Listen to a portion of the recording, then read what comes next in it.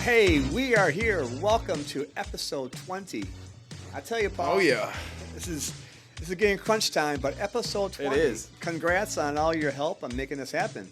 oh yeah. Well, thanks to all the listeners out there for tuning in, and yeah, make sure that while you're out here, while we're at it, let's just get this out of the way too. Like and subscribe wherever you're listening from, and make sure to follow us. Leave any comments and stuff. We definitely appreciate it. Exactly. As Paul said, thank you to all listeners. It's been a wonderful 19 weeks so far, so let's get going. On week 20, our sponsors, as always, are 123go.io and tabbyentertainment.com. And as Paul says, check out the sites, Extreme EFFL.com. So It's over right there. Right over there.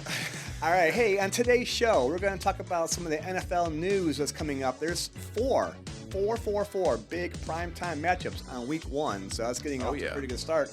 And a quote from Lamar Jackson. Interesting.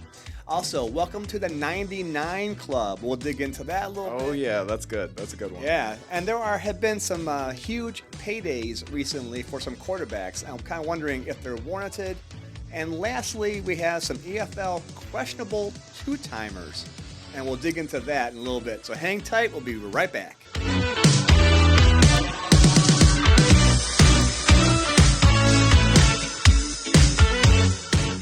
All right, so we are back, and I tell you, Paul, this is end of July. Literally, this is the end of July. So we have just a month and a week, like 5 weeks left before the football season starts. Oh yeah, I know it's really coming up quick, and the news is starting to come flooding through the gates though, and that's awesome. I love that because it was getting a little bit dry out there in the desert.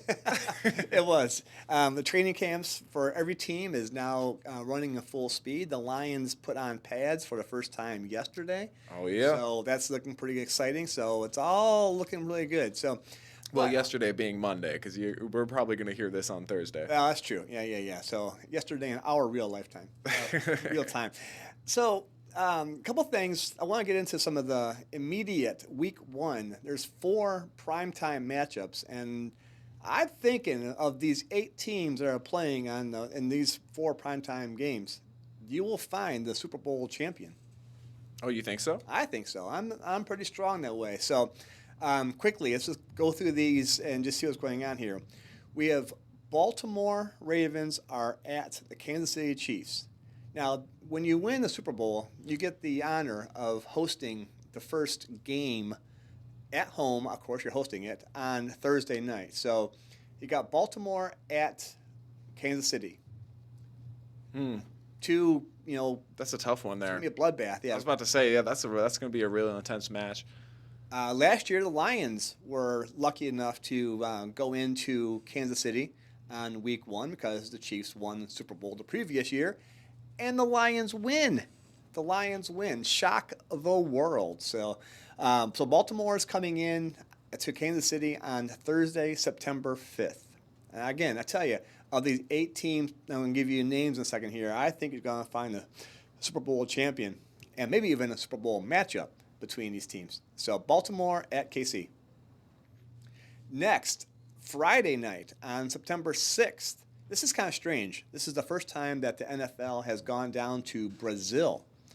This is playing in Sao Paulo, Brazil. The Green Bay Packers are playing the Philadelphia Eagles. And to me, it's a great matchup, but Brazil? And there's a little bit of a side note here. I guess you're not supposed to wear green, but both teams wear green. What do you mean you're not supposed to wear green? What do I not know about Brazil? There's something to do with Brazil that green is like a forbidden color or something, and I don't know the exact details. Any of our listeners who are listening, let us know. But but you send 2 green teams. One of them has green in the name. So that seems kind of strange to me. But take all that aside, you have the Packers at Eagles. And if Jordan Love is going to be worth his money, which is a little bit of a segue to coming up soon, if Jordan Love is worth his money, he needs to start showing up. And there's no place better to play, I guess, to show that, except that to beat the Eagles. Okay, all right. So I looked into it and I found out that it is not the claim is false. According to the league spokesman, it was due to a rivalry between soccer clubs, right? And so green is customarily banned at that stadium, but due to the football team overlap, they're making an exception. Shoo. Oh, that's good. Thank you for that on-the-spot reporting, Pablo. Oh, yeah, we're here for it. That's awesome. That's fantastic. So, again, Packers at the Eagles. That's cool, though. I think that's going to be fun over in Brazil. I mean, it's going to be probably hot, I imagine. I don't know, actually. I don't know what their seasonal schedule looks like, but I imagine that it's going to be hot and probably going to be fun, though. It would be a great game to attend. Yeah, well, they're in the southern hemisphere, so they're opposite of us. So if it's going to be getting late summer, early fall, us, it's going to be late winter, early spring for them. But I'm pretty sure that their winter is a lot better than our winter. I'm sure, yeah. So anyways, that's going on in Brazil on Friday, September 6th. Packers at Philadelphia. Going on to Sunday, this is a rematch. This is the Stafford golf rematch that they had at the playoffs last season. But the LA Rams are coming back to Detroit, and Matt Stafford is playing Jared Goff in Detroit on Sunday night. Nice. That'll be real interesting. Yeah. Wonder how that's going to go out. And as Carrie Underwood always says, waiting all day for Sunday night. So Sunday night, Rams at Lions. So that's going to be a good matchup. I think the Lions are going to come out because they came out last year, and I believe they got better. So I'm going to go ahead and put my money on the Lions there. And then the Monday night game, this is literally, I heard, the 1-year anniversary, will be September, what is that, the 8th, I think it is? 9th? Okay. Of Aaron Rodgers snapping his Achilles. But he is, again, prime time. Monday night, the Jets are playing in San Francisco against those 49ers. So you have the underlying question going on, is Rodgers back? Mm-hmm. Can he rebound from that injury? You're going across country, playing on the road in California against those vaulted 49ers. Can Rodgers do it? They have a great defense. We'll see how he does with his rehab and getting better from his injury. But that's again, great matchup there. Yeah, I think that'll be a real good one too. I'm just kind of curious to know how that one plays out. I'm not super invested in either way, but I think I am very interested to know.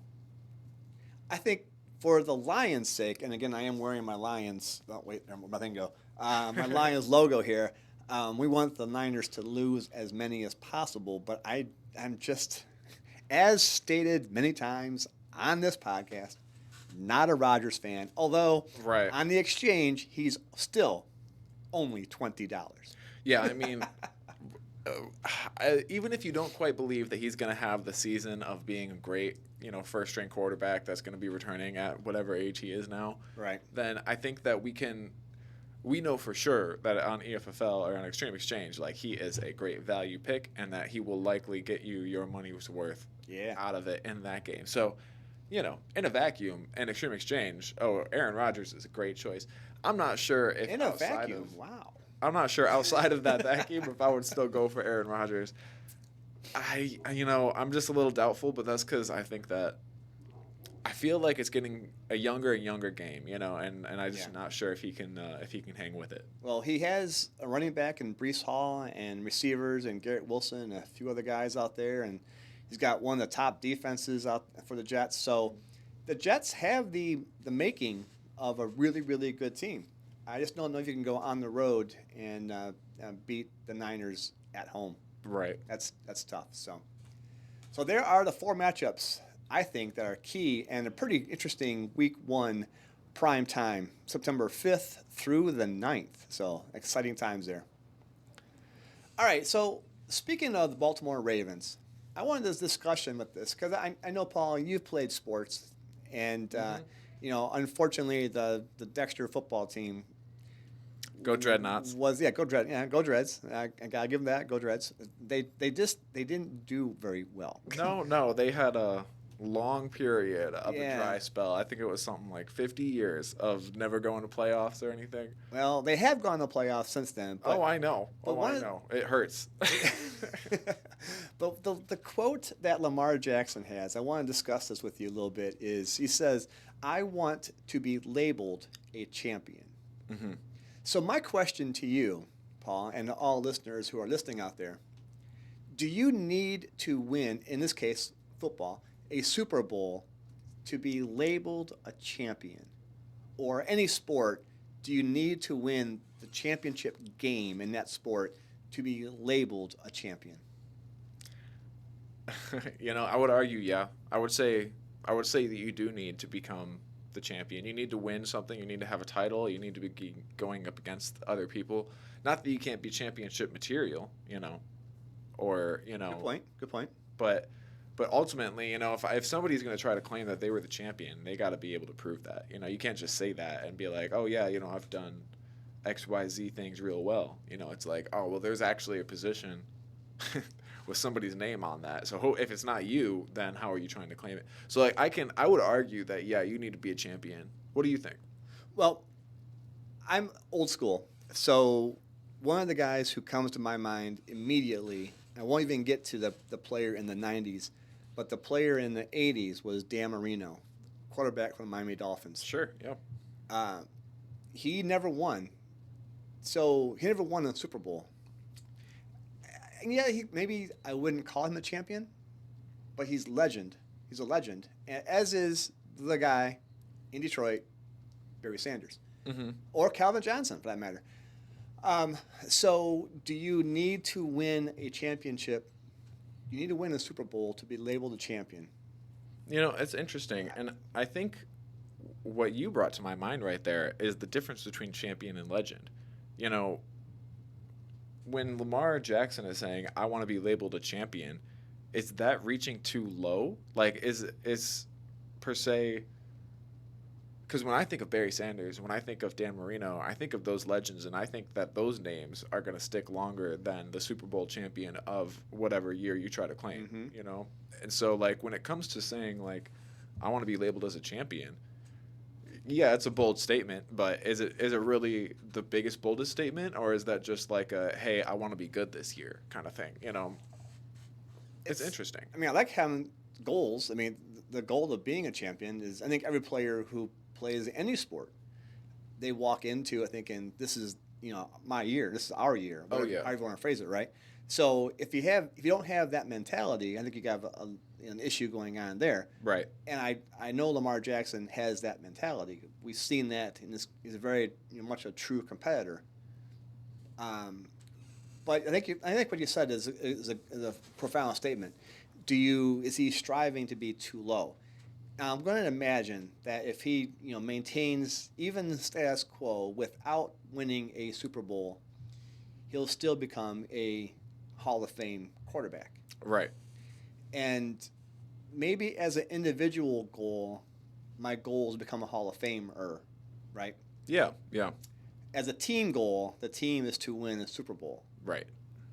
So I like the fact that he's trying or stating he wants to become a champion. That's like a team thing for me. Yeah, like but he's thinking in the short term here, right? Yeah. Yeah.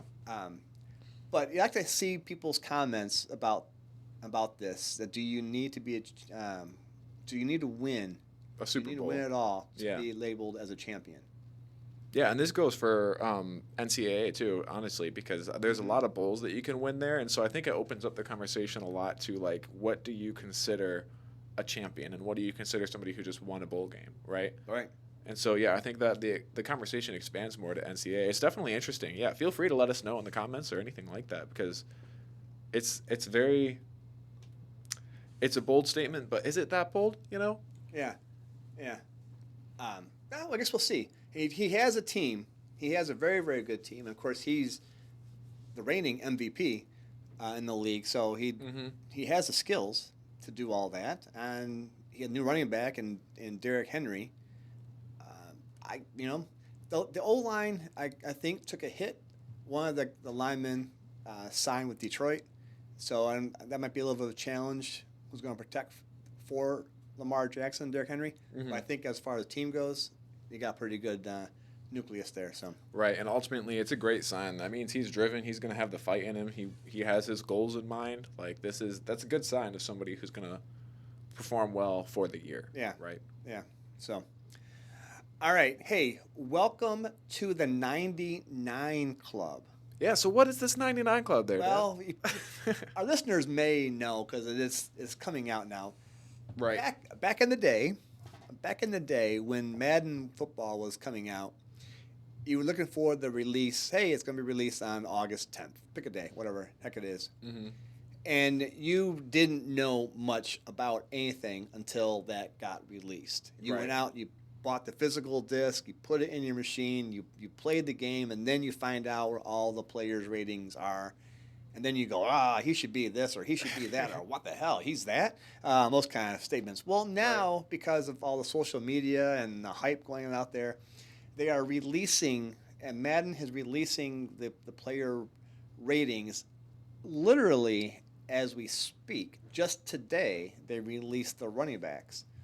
So That's crazy. the 99 Club is the select few. I think there was 6 people last year that were ranked as a 99. And as of right now, with the receivers, the safeties, and the running backs being released, there are only 2. And those you probably could guess. On the receiving side, it's Tyreek Hill. Right. Okay. And on the running back side is Christian McCaffrey. Sure. Yeah. We probably could have guessed that. In fact, McCaffrey's on the cover of Madden. Right. And there's a whole Madden cover curse. So those of us Oh my gosh, I forgot about the Madden cover curse. Yeah. So maybe there's a little bit of a about McCaffrey, but I guess we'll see how that Madden curse. No ill will wanted towards McCaffrey. Right. So let's get into these receivers. So we know Tyreek Hill is 99. You probably couldn't debate that. The next 4, let's go through the top 5 only. The next 4 players, you may have room to debate. We have Justin Jefferson at 98. We got C.D. Lamb at 96. And then you got A.J. Brown and Amon-Ra St. Brown at 95. So, now, is there a difference between Jefferson at 98 versus Tyreek Hill at 99? No, not to me. No, me neither. Not in this game. No. The only difference may be, and this I don't know what the criteria is for Madden to give out these ratings. Mm-hmm. If they're looking at the potential for the upcoming season, I wonder if they're putting more potential or more of, better English, a higher rating on Hill because he has Tua Tagovailoa thrown to him as opposed to either a rookie in McCarthy or Sam Darnold. Yeah, that's interesting. You would think that they would judge each player without considering their team when it comes to this game, because in Madden you have your franchises that you could start. You can draft your own team entirely, and then that overall player rating, if that wasn't attributed to just the player, then it wouldn't really make sense when you draft a whole new team. Right. And so I would hope at least that they make sure that those things are separated. But that's another thing, that when it comes down to it, when you look at Amon-Ra St. Brown and C.D. Lamb or something, then it's a difference of like 1 point there between a 95 and a 96. But if you go to like the game ratings of like speed and strength and all those different things there, it's a matter of which one of those are lacking to think about like where they go on your team or like which one you want on your team. So they're all going to be real good at this point. Like obviously top 5 players here. So it's not like you're going to be looking bad with any of them. But I do think that depending on which strengths you're looking for, you're going to want to go for someone else unless you're looking for the best of the best, in which case you would obviously take Christian McCaffrey, take Tyreek Hill, because those two are probably going to be across the board what you're looking for in the game, game's perspective. Right. So, with Lamb being 96 and A.J. Brown and Amon-Ra St. Brown being 95, they're 4 number, at least no, A.J. Brown and Amon-Ra St. Brown are 4 less than Tyreek Hill. And I don't know. I guess I just don't see that separation. I guess Tyreek may have a better deep ball guy, but I guess we'll see. But anyways, those are the top 5 receivers based on the 2025 Madden game coming out in like the next week or two. So that's pretty exciting. Yeah. And now I'm a little shocked by the top 5 running backs. We know that McCaffrey is number 1 at 99. Right. Second is Nick Chubb at 96. Now, Nick Chubb has been an awesome running back. He got a serious injury last year. But first of all, it shows you how far separation is from the first to the second.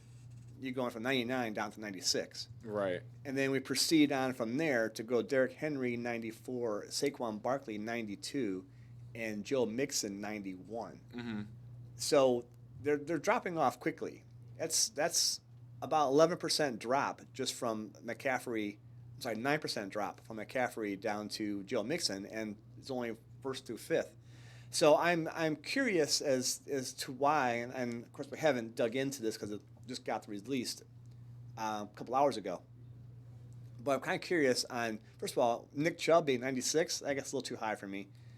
Right. Derrick Henry, 94. Okay, he's still got.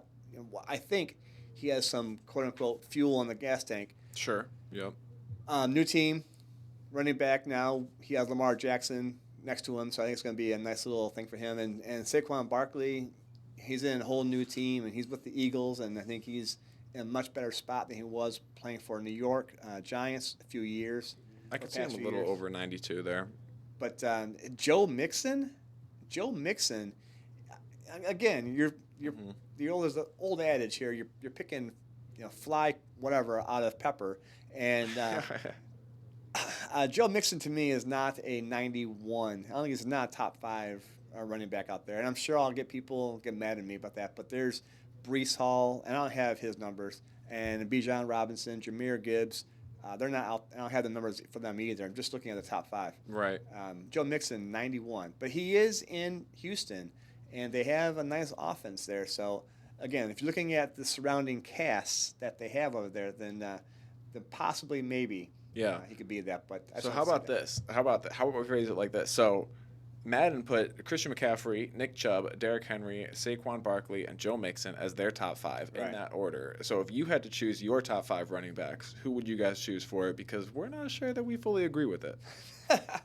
Yes. Yeah, please give us some feedback on who you feel out there. And I'm sure we'll have social media post with this little clip being put online. So we'll see. Yeah. We'll mark this spot, Paul, on there, so we can go ahead and we can give this to our social media director, and she could make a little clip out of this, right? So anyways, there we go. There are the top 5 receivers and top 5 running backs based on 2025 Madden coming out anytime soon. Oh, yeah. That's exciting. I'm going to get that again. Well, I have to tell you, I downloaded and been playing the NCAA version of this. Oh, I'm excited that I have that. I've been playing it for a while here, so I won't get into a whole lot about this. But when you create a player, Paul, and you have the ability to create a player, and you could be either a 2, 3, 4, or a 5-star. What do you think? What do you think I picked? Okay, I'm a quarterback. Right. Because I like quarterbacking. You think I picked myself to be a 2, 3, 4, or 5-star quarterback? I feel like you would have started at a 3-star. I picked 3. Yeah, good job. Nice. Yeah, you got to work your way up, but you can't just start from the scraps there. So when I get my 3-star, I get heavily recruited by Bowling Green. Oh, wow. Okay. So I decided to bring my talents to Bowling Green, about an hour and a half south of where we currently are, and play for those Bowling Green Falcons. That's kind of fun, actually. That's very ironic that they were the ones who wanted to scout you. Yeah, and I would have thought, over the years I've known this, but why wouldn't Bowling Green have green in their color? They're just orange and brown. Anyway, That's a so good question. yeah, it's kind of strange. Anybody out there who's a Falcon alumni, tell us why they chose those colors, not some kind of green color. Anyway, so I did that for a while, and first year, you're not playing much because I'm only a 3-star. Right. So I had to kind of simulate through that, and I don't have all the dexterity of playing all the pre-snap this and pre-snap that. I got my little triangles on my squares, and I might hit a juke button possibly the right time sometime, but by no means am I going to challenge anybody for a serious game of NCAA or Madden for that reason. Right. But at the third year, I decided, well, I'm going to go ahead and I want to transfer portal. I want to see where I can go, right? Mm-hmm.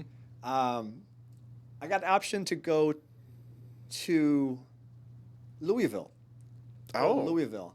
And I thought, I'm not going to do that. I want to go to Michigan. So, so I stopped playing my road to glory. I thought, okay, I'm going to go and be a coach. I'm going to make a dynasty team, right? Right. So I decided to go with this. So of all the schools you could pick, Paul, and it's pretty close to where you live, just so you know. Okay. But of all the schools that I could pick, what school do you think I chose to be the coach of? I mean, I would have to say Michigan, but No, it's really close to where you live. Well, that's the thing is that when it comes to that, I would guess Eastern Michigan. So I did choose Eastern. I decided Play with the Eagles. The Eagles and that gray field, which is pretty cool. So that's cool. You're playing right next to where I live. Yeah, yeah. Literally, you can almost throw a football to your stadium. Right. So I did that, and I went 2 years in recruiting, and I think I'm doing an okay job in recruiting. And then after my second year, I had opportunity to go to somewhere, and I didn't like who they offered me a job, so I did another year at Eastern. And all I'm doing is simulating these games, right? I'm not even playing. I'm just simulating all these games. Okay. Recruiting and simulating. So then I get to it, and after my third year, I actually had some success. I got to a bowl game. I got Eastern to a bowl game, and we won. So then I get opportunity to go coach at Kentucky. I thought, see, I could be a Wildcat, and I could be in the SEC. So currently I'm in my second season in the SEC, and I have to admit, now all I'm playing are the key moments of the game. Right. So the game is playing. If they need me to get in there, I go in and play. But this is kind of fun. It's kind of fun doing that. I didn't want any super team. I just wanted build my way up and I feel like that's the way that you would do it too. Like when looking at the way that you would play, it's fun, but it's almost like childish fun to build a super team where it's like, oh yeah, you get people who are really good at everything, but then all of a sudden like the game isn't challenging and it's really just takes it out of the sails. But like if you pick a team that you kind of got to work your way up from, right. You might be able to, especially being able to go with like names like Bowling Green and EMU, going over to the Wildcats. Like those are fun things as opposed to being like, oh yeah, I'm just gonna choose like the very best of everything because I have the best of everything and everyone's gonna want it. Yeah. So yeah, I think that's cool. I'm excited about the NCAA. I'm excited they got that back out there. Like we needed to get this back out here. Settle all that. The rights and licenses and stuff so that we could play our game because that's what matters. It's kind of neat. And now that I'm in the SEC, I did lose to Texas and Georgia. I did not play Alabama, but I did lose to Texas and Georgia my first season. So I'm trying to reestablish that I can kick Georgia's and Texas's butt. Oh yeah, got to run it back. We'll see how that goes. So enough of my lack of playing skills, but at least having fun playing that. So, but I am looking forward to maybe taking a player from NCAA and move them over to the Madden. I was going to ask, do they have that I think you can do that. I don't know why you couldn't do that. So yeah, I remember being able to import players. Yeah. Import, export. Yeah. Yeah, that was cool. All right. Hey, back to the important stuff here. Right, yeah. So, there's been some pretty heavy and massive paydays for some quarterbacks in the recent, almost days. And I kind of want to discuss this. And are these paydays warranted? Jordan Love, who in my eyes hasn't won squat, right? He had very, very good second half of the season last year. And the Packers have this ability to pick somebody keep them for 2 or 3 years, and then they go ahead and they play well. They did that with Aaron Rodgers when they had Brett Favre, and Rodgers sat on the bench for 3 years, and he comes out and he's Aaron Rodgers. And now, towards the end of his career, they take Jordan Love and keep him on the bench for 3 years, and now he's playing, and he's playing well. Mm-hmm. But to warrant a 4-year, $220 million contract with $160 million guaranteed, he's making $40 million guaranteed per year. Yeah. He hasn't done anything yet. I mean, they want to secure their first string, you know. Hey, if you got that kind of ability, that's great. It just seems to me that the quarterbacks have so much leverage. Yeah. Probably too much leverage in my eyes. You know, go out there and do something, and then we'll talk. Right. How much is Joe Mixon signed for? You know, I don't know, but it's not the 4 and 220. It's not going to be at the guaranteed range, right? And in the same vein, Tua Tagovailoa, just I think a couple days earlier, did a 212, 4-year, $212 million, but 167 is guaranteed. So he gets $7 more million guaranteed over the 4 years. And again, what has he done? Right. So really, now I'm thinking, all right. Well, next is going to be the Brock Purdy's. Now Brock Purdy, I have to say, he's definitely due. He's on the last year of his rookie contract, making $800,000 a year. Wow. Okay. Well, he's taken the team to the Super Bowl. Right. He's done things, right? Yeah, for $800,000. $800,000 is a lot, right?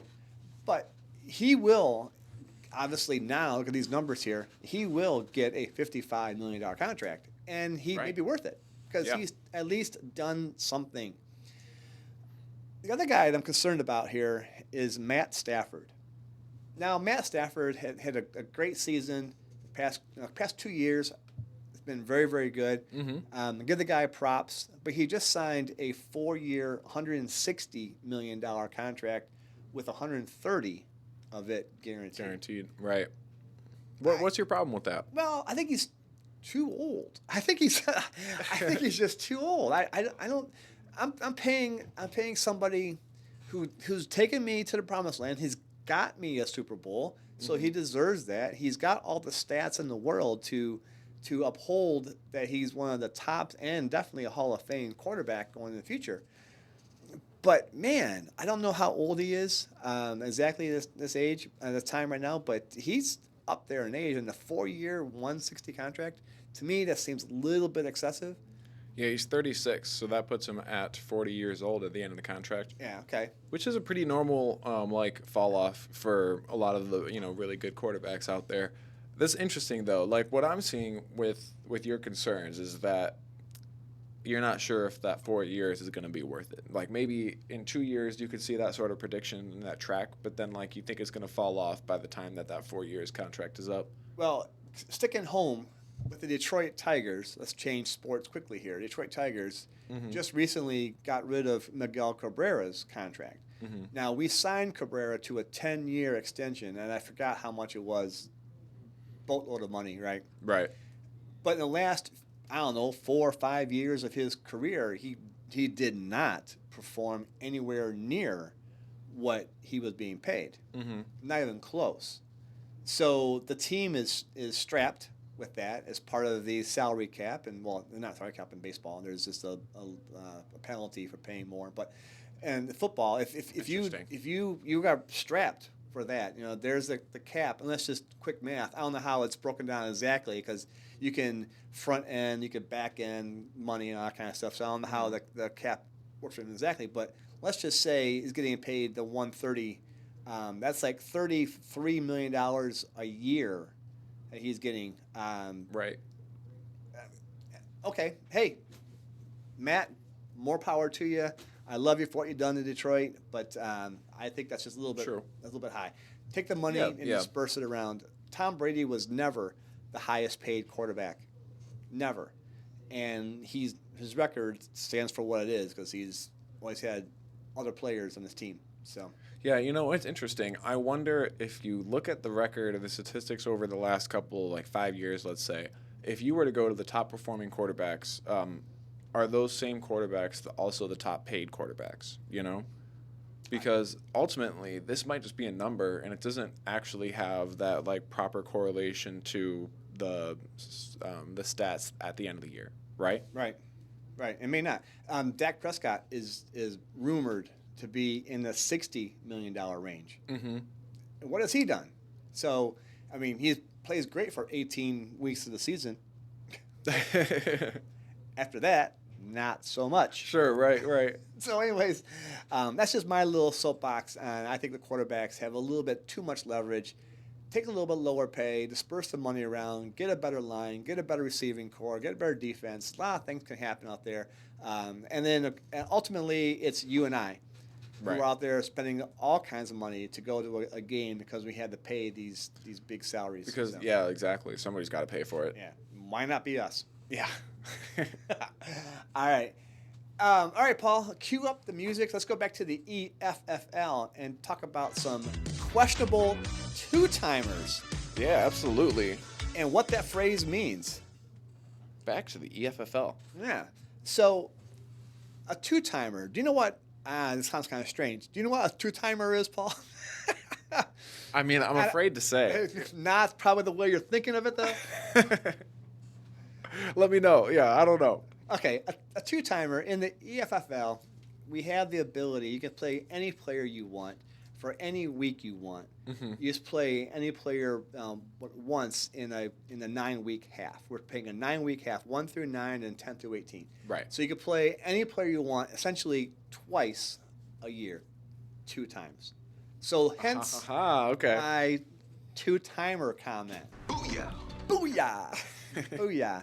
So, questionable two-timers. Mm-hmm. So what I'm going to ask you here, Paul, I'm going to give you 5 names, and I'll do the quarterbacks first. 5 names. Do you think that a majority of the teams that we have in the EFFL for the upcoming season will use these 5 quarterbacks twice? A majority of the teams, all right? Right. Now, there are 32 teams in the NFL. Mm-hmm. So 32 starting quarterbacks. You can use, theoretically, if you want to use 9, you can just go through 1 through 9 and 10 through 18. So you could use 9. So you can use a little bit less than a third of the teams. But would you use Kirk Cousins twice? He's now in Atlanta. He's got Bijan Robinson, running back. Mm-hmm. He has some good receivers, Drake London, Kyle Pitts out there. Do you use Kirk Cousins twice? I could see Kirk Cousins twice. I could do that. Okay. All right. Yeah. Okay. I think I can find... It would be matchup related, you know? I was going to say, matchups could be the little bigaboo with this, but I think I can find 8 or 9 other quarterbacks I can use more regularly and have more faith in. But he is in a better spot now. I'm saying that's kind of strange. Better spot now than he was when he has Minnesota. In Minnesota, he had, Jefferson out there for him. So, I don't know. I think he's going to have a better season, but does he warrant being used twice? I think that I could see it. And I do think that, like, if he starts doing bad in the beginning of the season, that I might just change my mind and be like, I'm going to scrap that plan. Like, I would want to reevaluate before I did it. Yeah. But I could definitely see it. Okay. And it's one of the names that I would feel confident picking in that way. All right. Jordan Love. We just discussed him a few minutes ago, right? Oh, yeah. He has, I believe, and I don't want to be wrong here, but I know it's one of the youngest, but it may have been the youngest receiving core in the NFL last year. Excuse me. So he still has them being pretty young now. He didn't get any superstar receiver on his team. So Jordan Love, will he be used twice? I want to say yes for this one too. I do, but you can't always say yes, Paul. Well, it's only been 2. You've only given me 2. And honestly, I think that he could do it. I think that he's got what's in it to him. I would need to reevaluate for this one. Like, I would need to make sure because he is kind of taking over this team right now. Like, I'm not sure if he's going to have the consistency to lean on him twice, at least at this point to say. Okay. But, like, I think that he's got it in him. And I think, like you said, he's got a team that's young. And I think that they could all adapt and come get on the same page quickly, Right. Come together well. So I could totally see the Jordan Love also being a good one. Okay. But that one would have to I would require looking at it and being like, oh, I don't know, his first half of the season he has not done good, and Right. there's no way. Well, that's one of the benefits to playing in this league is that you can you don't need to pick him in week in your draft, quote unquote draft, right? Right. And hang on to him. He may not be doing very well. If he does do well, you just play him when you want to play him. Mm-hmm. So it's kind of nice. So okay. All right, well, I won't go with the other names who are guaranteed two-timers, but let's move on. So you got Kirk Cousins, Jordan Love as being yes. I personally don't think Kirk Cousins will be used twice by most of the teams. I do think there is some pun here, some love for Jordan Love, and I do think he will be used twice by a majority of the teams. The next guy, down in Jacksonville, Trevor Lawrence. He's got running back in Travis Etienne. He has a tight end in Evan Ingram. He just got Christian Kirk as a receiver, and they got somebody in the draft also out there. So Trevor Lawrence, would you use him twice? No, I Okay, you can't say yes, everybody. So well, I can't say yes to everybody exactly, and I would have to say that I'm not like super swayed to the Trevor Lawrence side. Okay. Yeah, I don't think so either. And actually, I had him on my keeper league last. I still have him. I have not cut him yet. And I like him as a player. I like what he does, and I just he's in a good spot there. But I definitely know 10 other quarterbacks that I could pick besides Trevor Lawrence. I think that he's going to be like a good safe choice, but I'm just not sure if it would be the one that you're looking for like really performing that best. Yeah. All right, let's stay in Florida and go across the state to Tampa Bay, and let's talk about Baker Mayfield. Oh, okay. Baker Mayfield. Rashad White is his running back. Mike Evans is a proverbial 1,000 yard, not proverbial, perennial, better word, 1,000 yard receiver. So you got some players there. Baker Mayfield, in my eyes, definitely not. Yeah. Oh, I had myself muted right there. Yeah. No, I don't see this being the way. And plus, I'm not the biggest. I should say, not that I'm not the biggest fan of the Buccaneers. I got nothing against them, but I can't see that like the projected outcome for them being as notable as some other teams that I'd be looking for their quarterbacks on. Okay. Yeah, I agree. All right, and then the last one. This is one that I don't think is going to be even a quarterback at the end of the season starting for his team, but Russell Wilson. Yeah. He comes from Seattle, been all world forever. He's in a situation now in Pittsburgh who traded also to get Justin Fields, who I think will eventually take over for Russell Wilson. So I think it's going to be just a default being a no to a two-timer. He may not even be used once by most teams. I can't see him being used. That's what I was going to say, is that I would think that some teams might not even use him once. I think a lot of teams might not even use him once. But I think that, there's a chance. Like, a lot of people know the name Russell Wilson. And so if he starts doing well and he's got a game up against a really bad team, then there's a good chance that people might want to run him. But also, like, the tough thing here is that if you see a matchup where the Steelers are going to be up against a bad team, then you don't have the guarantee that they're actually going to play Russell Wilson. There's a good chance that they're going to want to get their second string up to snuff and that they're going to use that game as an opportunity for it. So it's going to be kind of a tough call where you're going to want to bet on him in a tough bet scenario.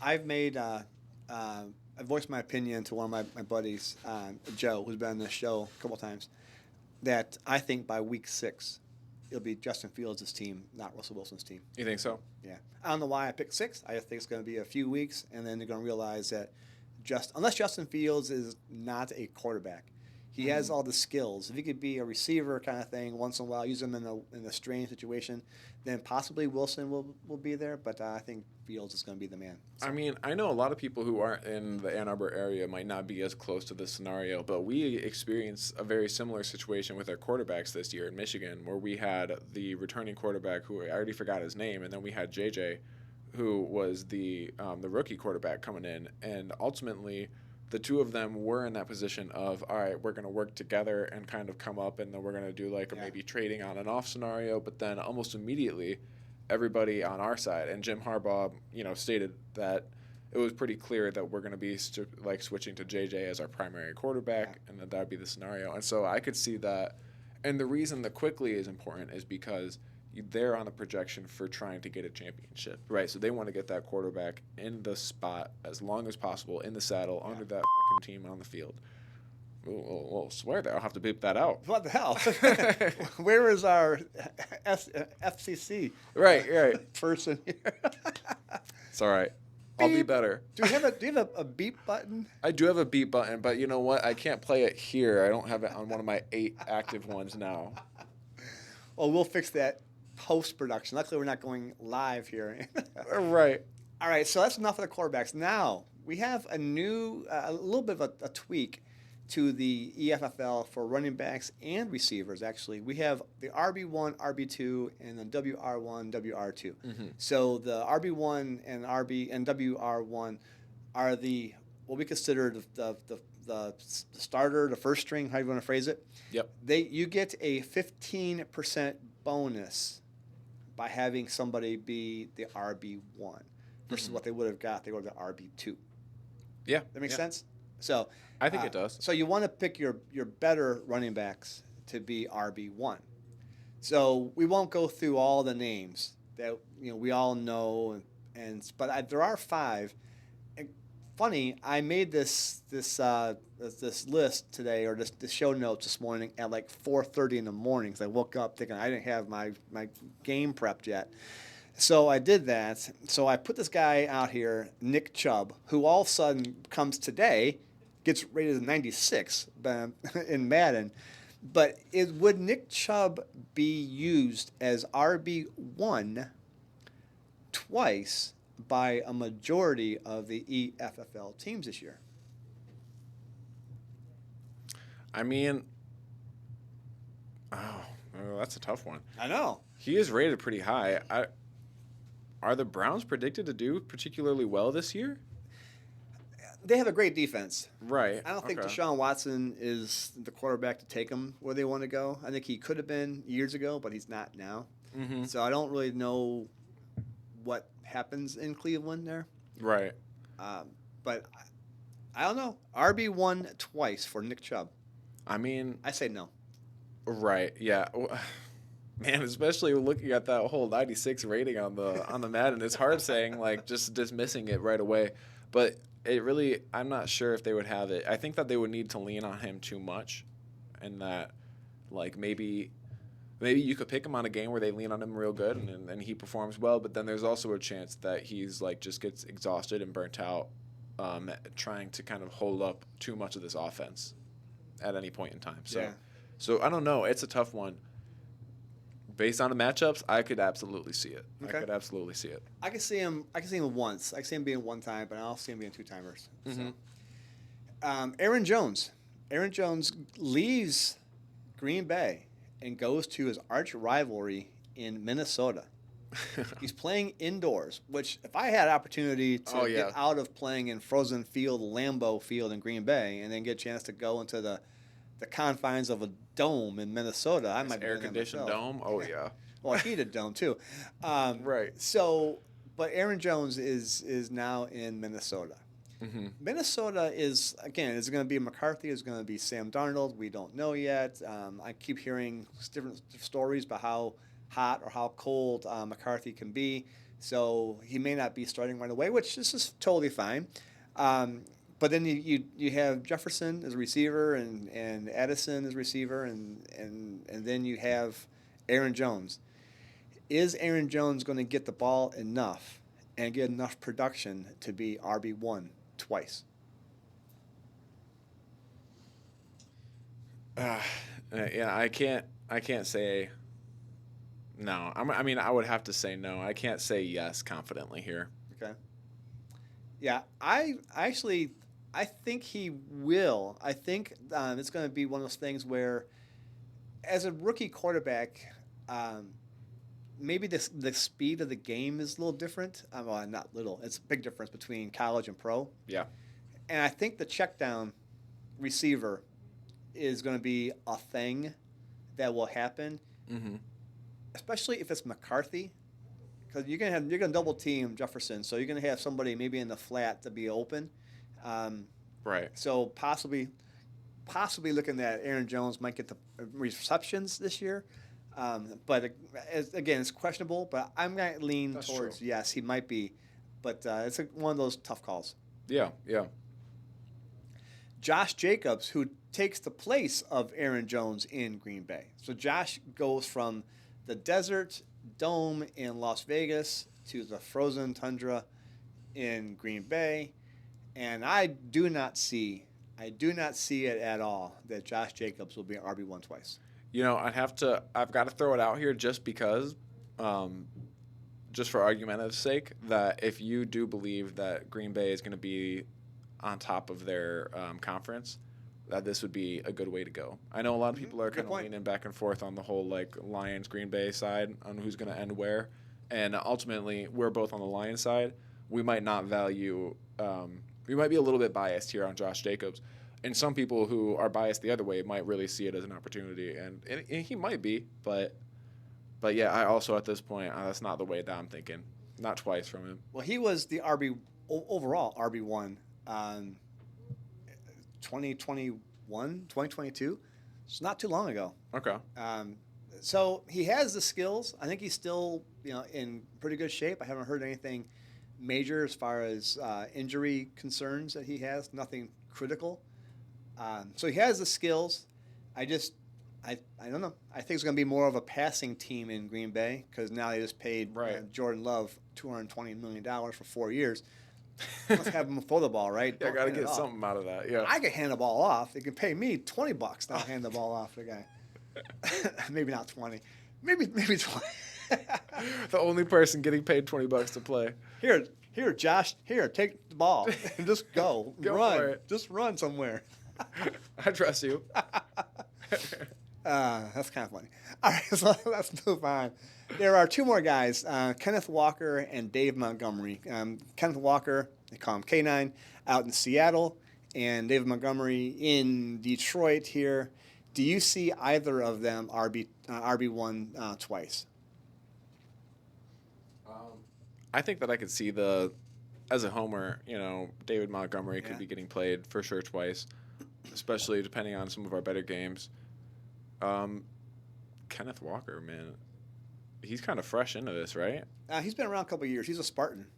Oh, okay. Yeah. Yeah, he's I good. don't know too much here on that. Yeah. He's good. And I don't think he's going to be an RB1, and definitely he'll be used twice. I can see that, but I don't think he'll be used as an RB1 twice. Okay. So I think Seattle, they have Zach Charbonnet, who actually was at U of M for a little bit, and then he went to UCLA, and then they have K9 from Michigan State. So they have good running backs. I just don't know if it's going to be worthy of having the RB1. Dave Montgomery, right. I think, I'm going to go on record here as my bold prediction, the Lions will have 2 1,000-yard running backs. Oh. And I also think they're going to have 4 1,000-yard receivers. Right. I think one running back can also be a receiver for 1,000 yards. I think Dave Montgomery would be used RB1 twice. The right matchups, I can see it definitely happening. Definitely. Yeah, and you know what? You are right about. I think that they are going to have 2 between Gibbs and Montgomery, right? Yeah. Yeah, I think that could be a real fair bet. Either of them are going to be good choices, really. Yeah, I think Gibbs is going to have 2,000 yards total. Yeah. Be a 1,000-yard receiver and 1,000-yard running. So that's love to see it. Hell yeah, let's get it in here. Let's get the booyah. That'd be awesome. All right. Hey, we are getting close to the end of our show and the beginning of the NFL season for 2025. We really are. Which means that the EFFL at ExtremeFFL.com is heating up and getting ready. And you and I had a phone call just this morning with our developer and got a lot of cool things happening. So we have these things that we call a sponsored league. Mm-hmm. And for only $250 for your company, if you want to have a sponsored league in your name, please hit us up on any of those buttons you see on the screen there. Yeah. You can definitely hit us up, as Paul said, subscribe and all that kind of stuff. We do need some sponsors. Mm-hmm. And you get your website logo, your URL, you're tagged on our social media. We're doing a great job with everything with that. So, you know, hey, might as well have it. People will come to the site every single week to input their lineups, and they're going to see your logo, your name up in lights. Oh, yeah. For 20 weeks, total of $12.50 per week. So there you go. If you want to be a sponsor, check out our sponsored pages. Be a sponsored, did that come out right? Sponsored league. Yeah. And things are definitely coming along nicely on the website as well. It will be very soon that we will have everything up and running, and we are excited. Like we said earlier today, we are on a huge call, a very long call, and we went over quite a lot of things. We're making a lot of great headway, and we're real excited to be able to get this thing up and running for everybody. So, and that's a shout out to our sponsor, 123go.io. Absolutely. Are doing all the work. So that's fantastic. So love that. All right, Pablo, go ahead and cue the music as he is queuing it up on the way out. ExtremeFFL.com. Promo code podcast2024. Get you a 20% savings on any one distance, right above Paul's head. Check it all out right there. And thanks again to our sponsors, as always, 123go.io and Tabby Entertainment. Coming up next week, more training camp news, and we'll also go through more Madden 99 club members. We're getting back into the good seasons here. Yeah, again, it's getting prime time. Good time of year, yeah. Actually, next weekend is the Hall of Fame game between the Texans and the Bears in Canton, Ohio. Speaking of Canton, Ohio, we'll be there the following week for the Fantasy Football Expo, August 9th, 10th, and 11th. Check us out. Check us out there. If you didn't see the podcast last week, check it out. With Bob Lung was in-house or online with us. Oh, yeah. And we are now VIP, baby. Booth 5. VIP. 5 VIP. Oh, yeah. Check us out. It's awesome. Looking forward to that. And as I always say, when life gives you a chance, you make it happen. Peace out. Love you.